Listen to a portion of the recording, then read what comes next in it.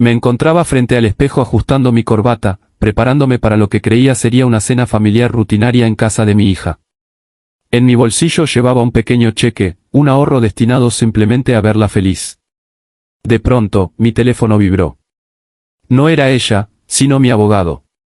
Su mensaje me heló la sangre: no vayas a casa de tu hija. Llámame ahora mismo. Marqué sin dudar, y lo que me reveló sobre mi propia sangre destruyó cada una de mis certezas. Gracias por acompañarme. Antes de continuar, cuéntame en los comentarios desde donde nos sigues. Esta historia comenzó en el instante en que descolgué ese teléfono y supe que algo andaba mal. Cabe aclarar que algunos fragmentos han sido dramatizados con fines narrativos y educativos.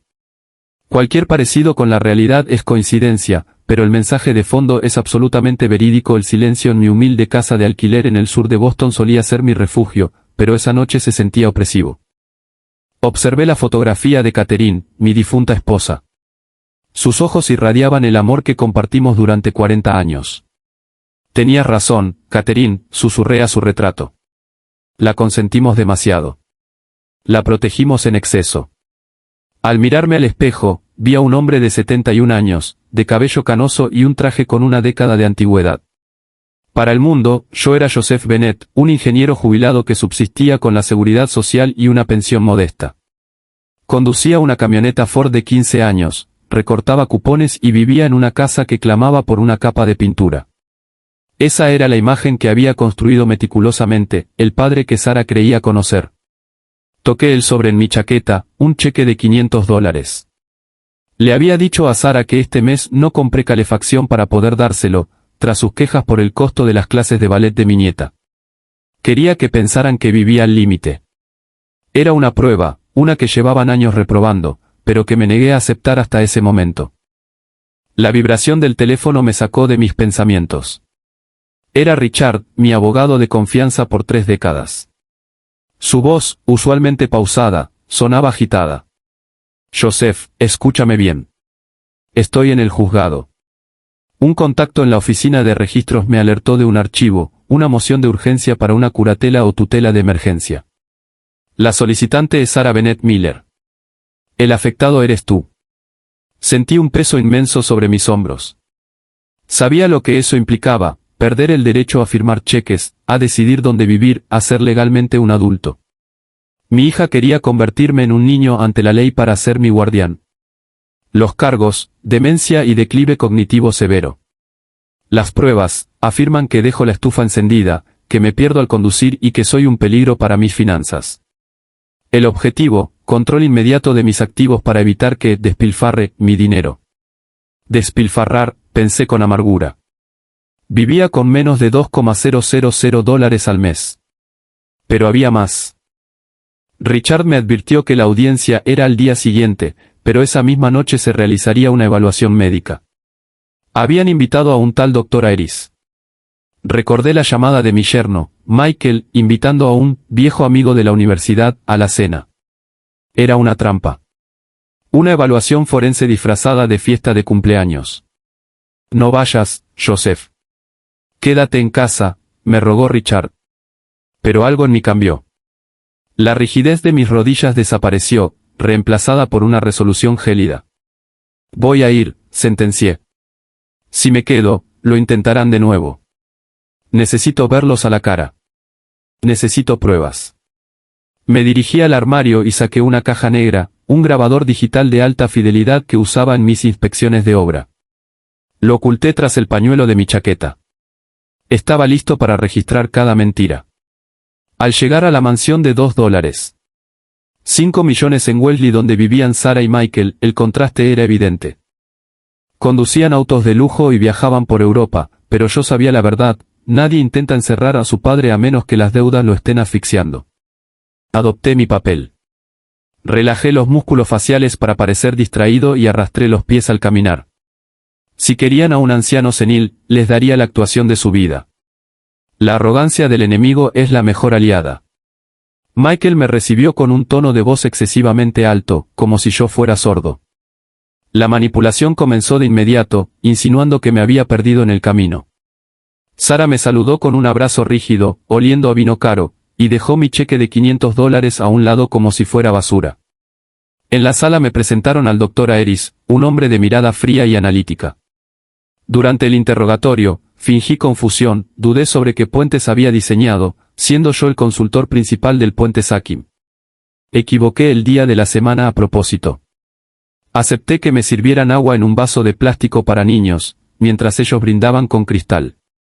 Me acusaron de dejar el gas encendido, una historia totalmente fabricada.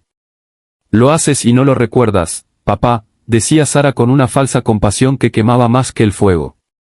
A mitad de la cena, mi nieta Mía soltó la bomba, cuando se muda el abuelo a Greenfields.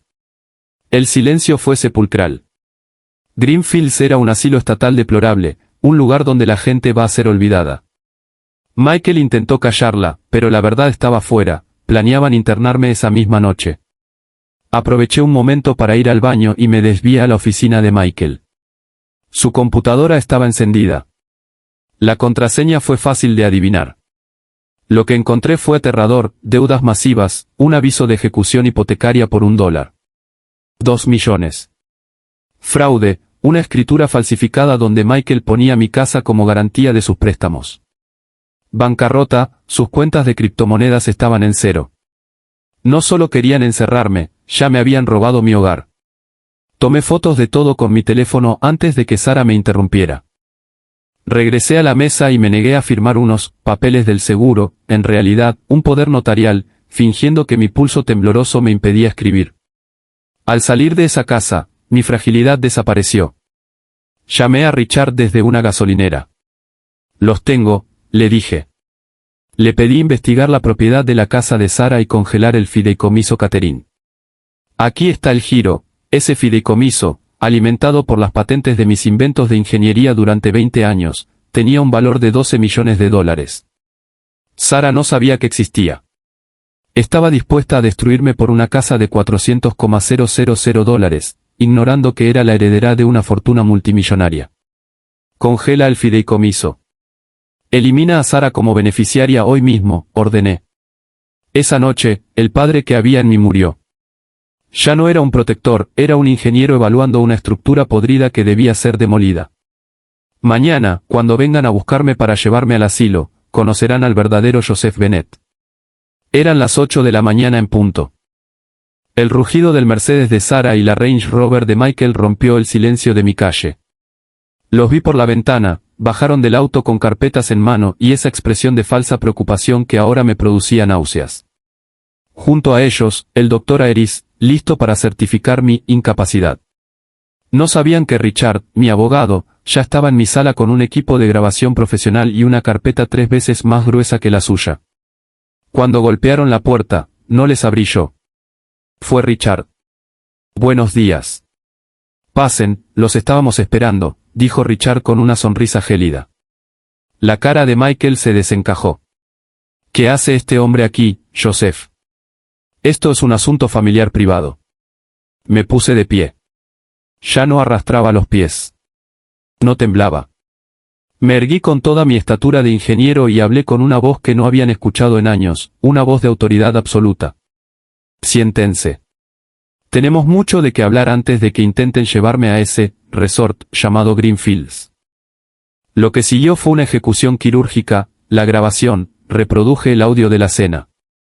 Sus voces planeando mi encierro y admitiendo que Greenfields era un vertedero quedaron grabadas con claridad cristalina. El doctor Aeris palideció, su licencia médica estaba en juego por prestarse a un peritaje falso. El fraude, Richard puso sobre la mesa las fotos de los correos de Michael y la escritura falsificada. Esto es un delito grave, Michael. Se llama fraude hipotecario y robo de identidad. La policía está a una llamada de distancia. El golpe de gracia, Sara intentó llorar, alegando que lo hacían por mi bien. Fue, papá. 12 millones, tartamudeó Sara, con la codicia brillando en sus ojos incluso en medio del desastre. Eran para ti, Sara, respondí con frialdad. Eran el fruto de mi trabajo para asegurar tu futuro y el de Mía. Pero anoche, en esa mesa, mientras me dabas un vaso de plástico y me quitabas los cubiertos como un animal, decidiste que mi vida no valía nada. Así que hoy, yo he decidido que tú ya no eres parte de la mía. Michael intentó amenazar, pero Richard lo detuvo en seco, si no firman ahora mismo la anulación de la escritura falsa y renuncian a cualquier intento de tutela, los archivos irán directos a la fiscalía. Tienen 10 minutos. Salieron de mi casa derrotados, sin hogar, porque descubrimos que su mansión también estaba a punto de ser embargada, y sin un centavo de la fortuna que nunca supieron que existía. Hoy vivo en una casa frente al mar que Catherine siempre soñó. He pagado la universidad de Mia directamente a una cuenta de la que sus padres no pueden tocar ni un dólar. A veces, el teléfono suena y veo el nombre de Sara en la pantalla. Nunca contesto. Ella pensó que estaba encerrando a un anciano indefenso. Lo que no sabía es que nunca debe subestimar a un hombre que sabe construir puentes. Porque también sabe cómo quemarlos. ¿Crees que Joseph fue demasiado duro con su propia hija o ella recibió exactamente lo que merecía?